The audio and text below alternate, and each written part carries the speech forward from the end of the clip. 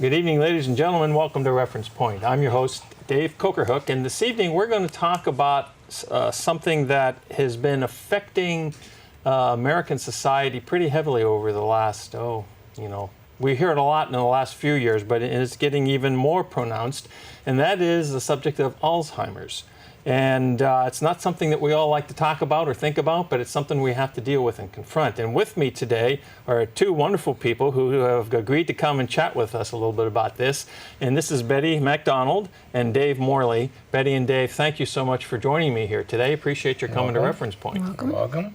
Nice to be here. So, first thing, I understand that the two of you are considered ambassadors, okay, for Alzheimer's. What does that mean to be an ambassador? It's something I just was reading earlier tonight. I thought, I didn't even know what that means. My responsibility is to advocate for Alzheimer's, in particular with Anna Eshoo, to encourage her to vote for Alzheimer's issues.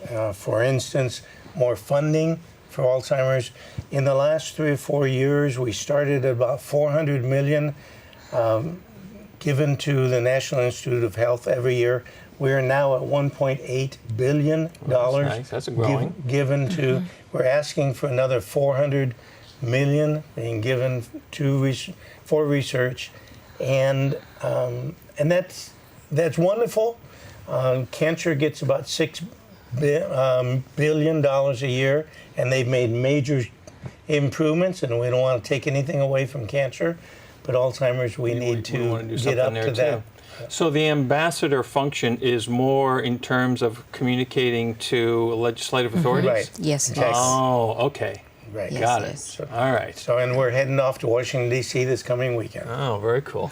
I wasn't sure about that. I thought maybe the part of that was doing the kind of thing you're doing with me here today, to just speak and let people know what's really going on in the field. So Well, we are speakers for the Alzheimer's Association as well.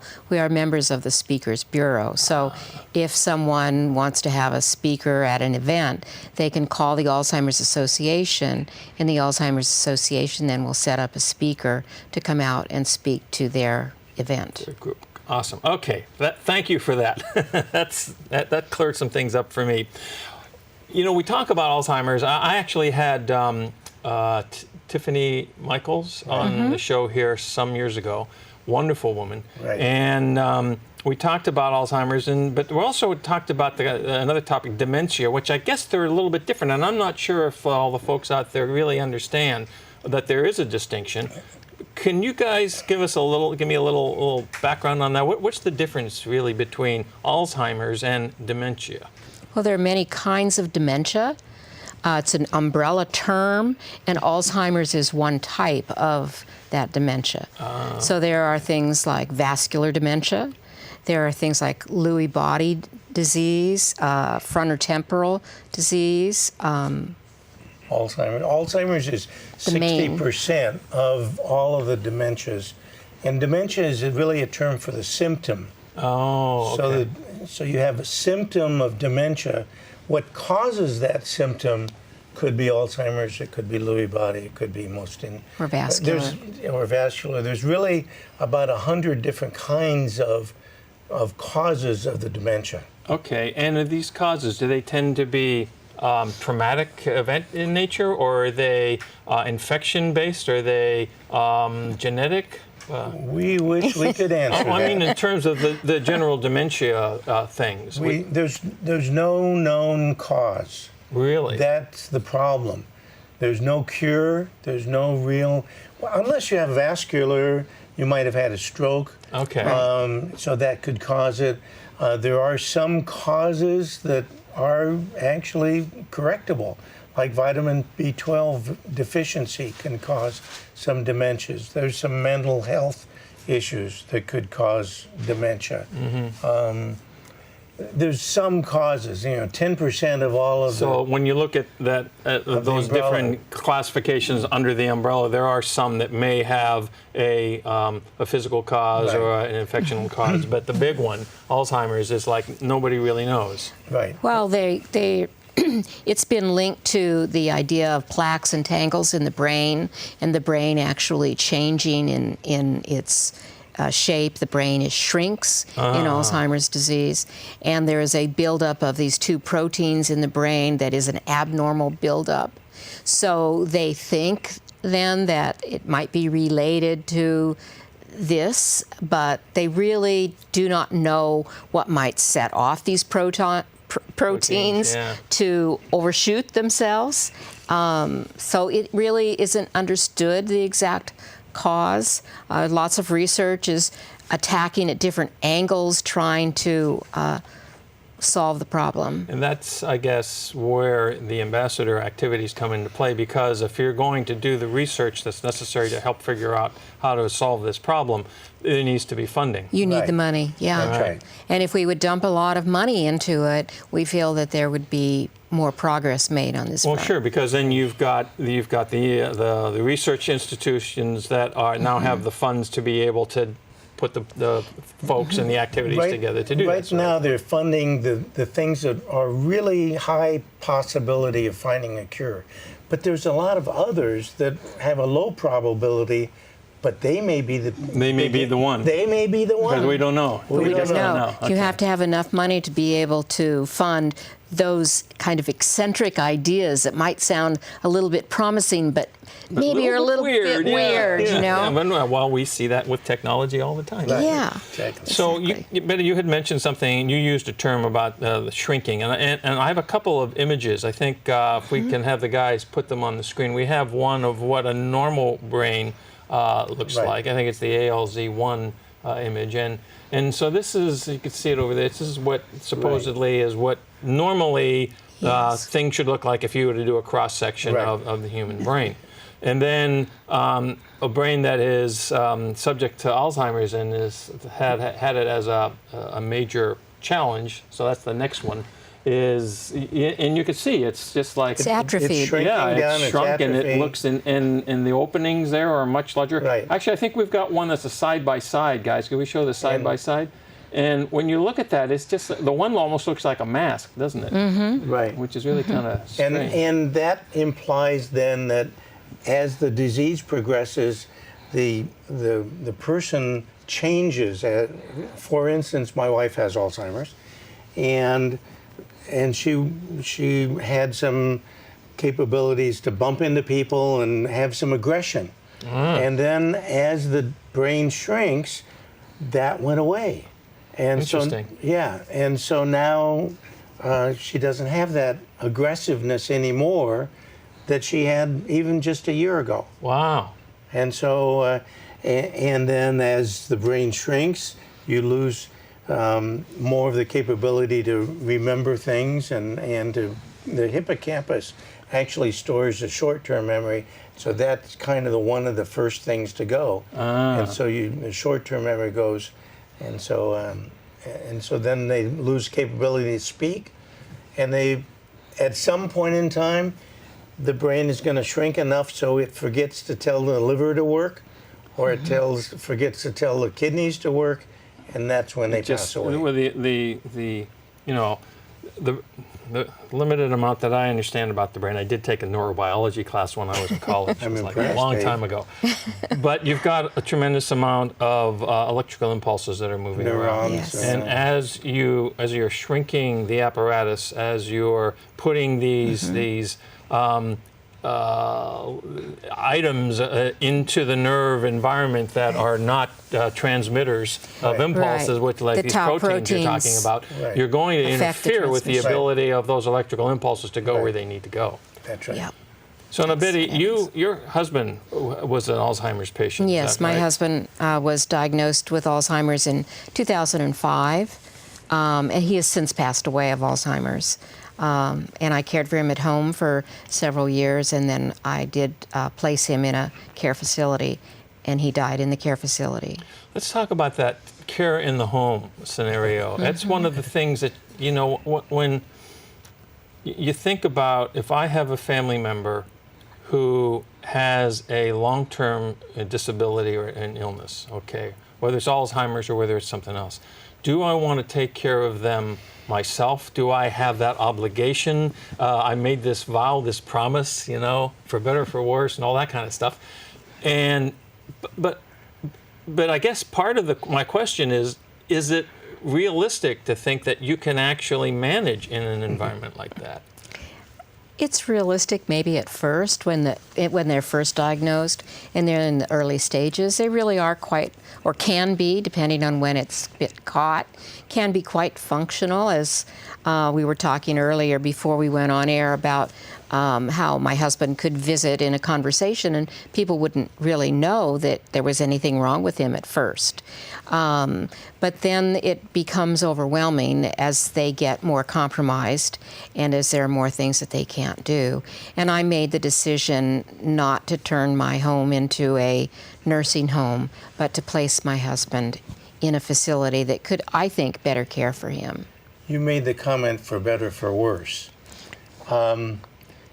There's one point, you're still abiding by that. The issue is, did you promise to keep them home or did you promise to take care of them? Right. And I believe I promised to take care of my wife. Just like Betty, I placed my wife in a care facility and I am continuing to take care of her, regularly. And I really truly believe she's better off in a care facility than at home because she has socialization there. There's always caregivers around. The caregivers come in for 8 hours, then they get to go home to their own families. If she was at home with me, I would have her for 24 hours and my stress level would go through the roof.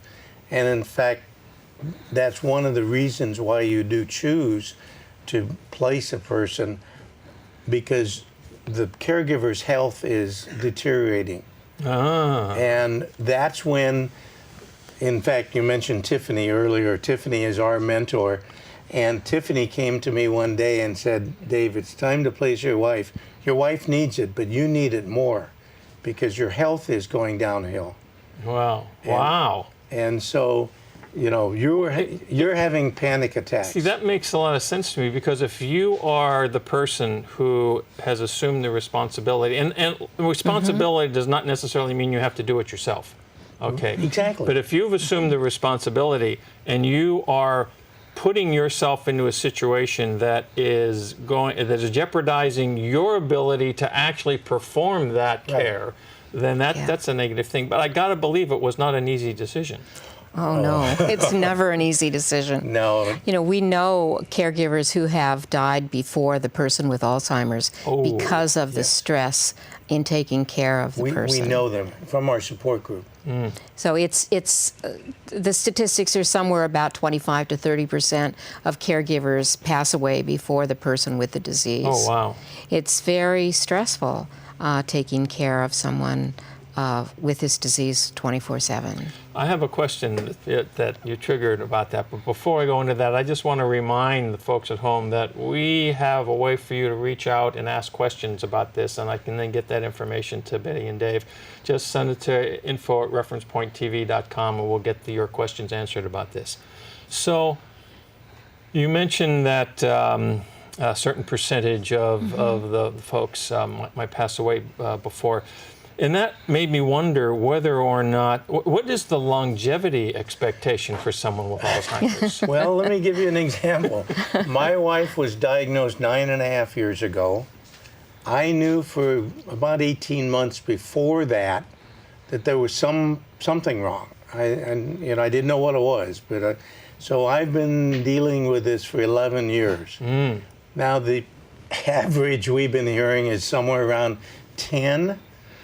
It can go on for 20. Oh, wow. And I saw my wife today, and she doesn't speak much. She says a word or two, but she doesn't really speak. She never asks questions. There's no conversation, but we can walk. She's pretty healthy.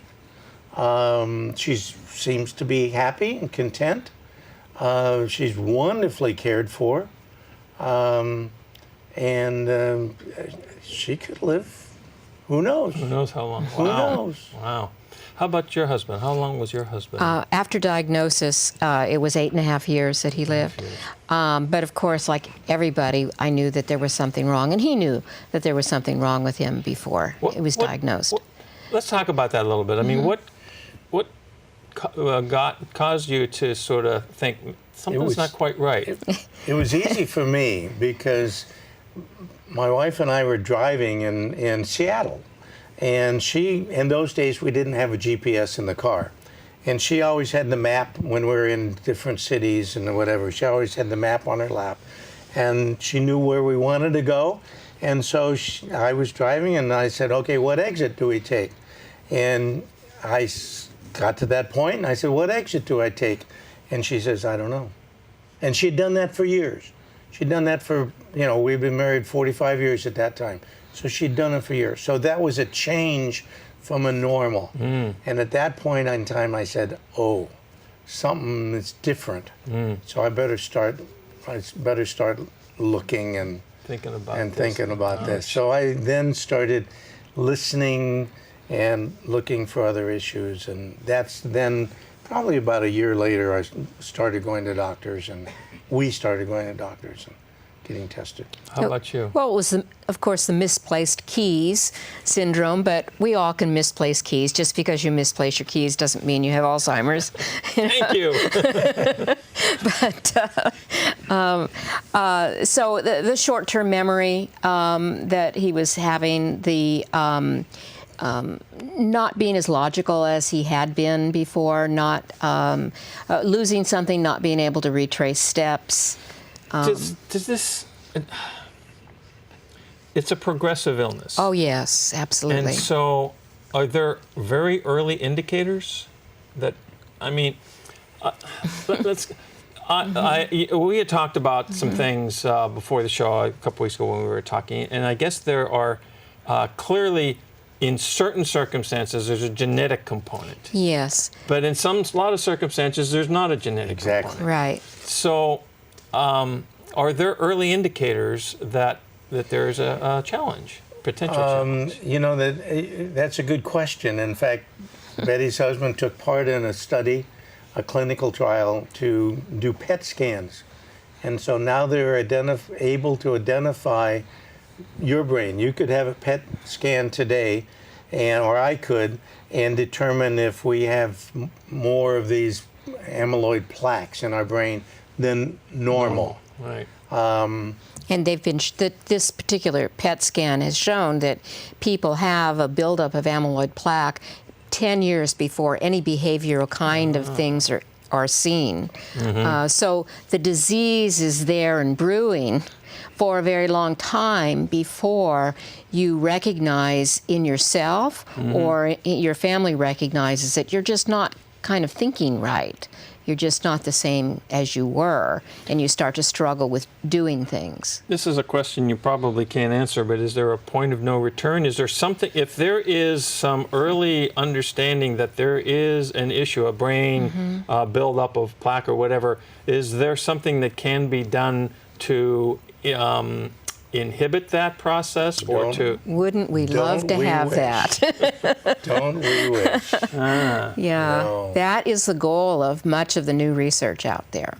Now that they can test and know that this person will get Alzheimer's disease, much of the research is trying to stop the buildup of that plaque on the brain, and before a person exhibits any Much of the behavioral. clinical trials that have taken place in the past were given to people who already had the disease and were far along into it. Oh, right, yes. It's too late. Right. In fact, my wife was in a clinical trial, and it was too late. So what they're trying to do is get it before the symptoms actually show up, so they can stop it from happening.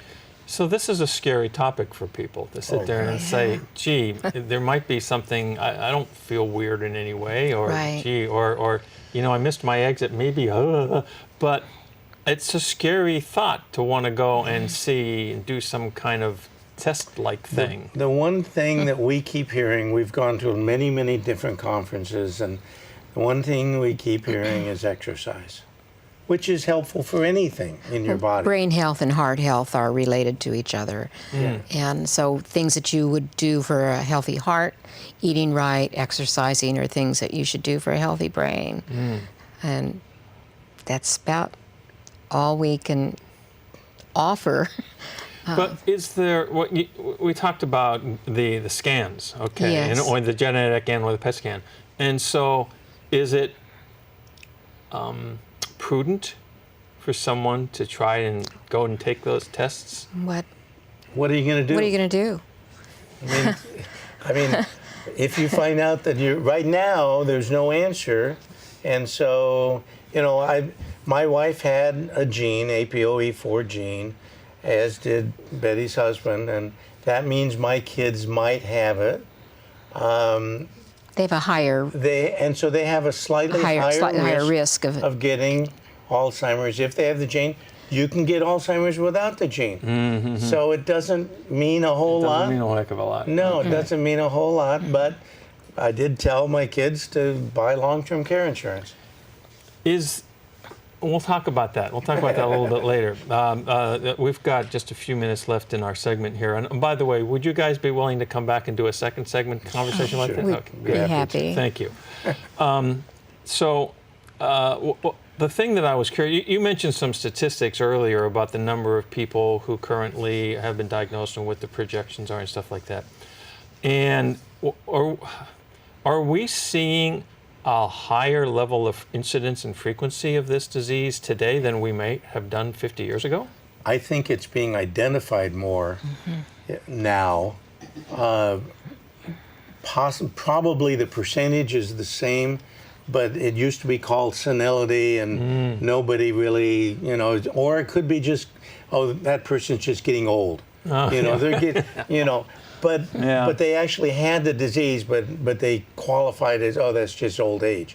Well, it's not old age. Some of the symptoms we've been talking about you don't get normally just because you're getting older. Mm-hmm. And there, some of the numbers now, there's 5.7 million people in America, just in America, with Alzheimer's. Wow.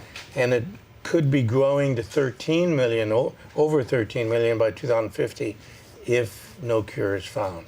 Every 65 seconds, somebody gets diagnosed with it's a about disease. like they talk about with every so many seconds somebody turns 65 in the United States. Right. So there's And there's a lot of baby boomers coming up. a lot of baby boomers coming up. So But there are 200,000 people in our country who are under 65 who have Alzheimer's. right.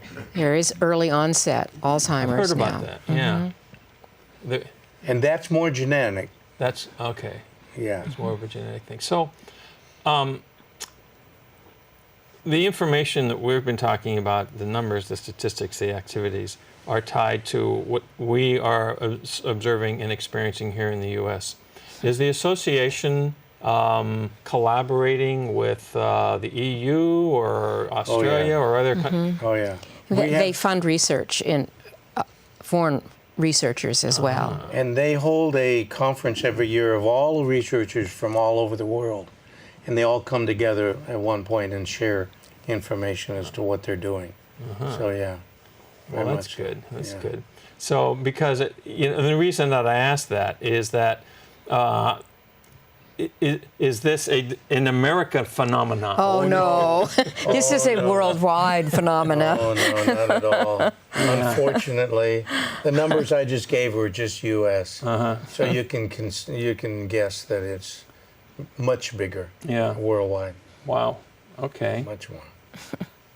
So we've got about, 3 minutes or so left in this segment of the show here. And what I want to set some stuff of what we're going to talk about. I want the folks to know when they come back. I want to talk a little bit about the family. What was the impact and the effect on your family members when your spouse, first was diagnosed, and then when you had to make your decisions about what you're going to do for care. I do want to talk about the long-term care scenario that you had mentioned, Dave, and just a couple other things about the care facilities and what's happening there and that sort of thing. So we'll talk about that when we come back to the next segment. But as a quick wrap-up, we have, I guess, just a minute or two here. Can you summarize what we've discussed here so far this afternoon? I would summarize that the caregivers have to take care of themselves. If the caregiver is not healthy, And if the caregiver is stressed out, they can't take care of the person with dementia or Alzheimer's.